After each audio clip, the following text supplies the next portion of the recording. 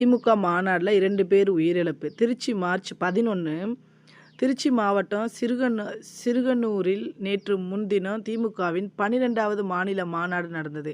இதில் மாநிலம் முழுவதும் இருந்து 2,00,000க்கும் மேற்பட்டோர் பங்கேற்றனர். மாநாட்டில் புதுக்கோட்டை மாவட்டம் மங்களநாடு கிராமத்தைச் சேர்ந்த ஜெயராமன் 67 வயசு தன் ஊர் நிர்வாகிகளுடன் பங்கேற்றார். மாநாட்டு திடலில் அவர் அமர்ந்திருந்த போது திடீரென நெஞ்சுவலி ஏற்பட்டு பரிதாபமாக உயிரிழந்தார். அதேபோல் மாநாட்டுக்கு பெரம்பலூரை சேர்ந்த சரோஜா 61 வயசு வந்திருந்தார்.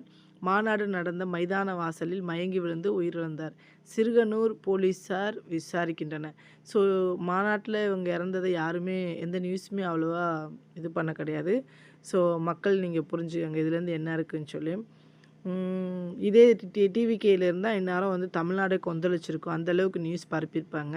இந்த நியூஸ் எந்த பகுதியில் எவ்வளோ சைஸில் வந்திருக்குன்னு பார்த்துக்கங்க.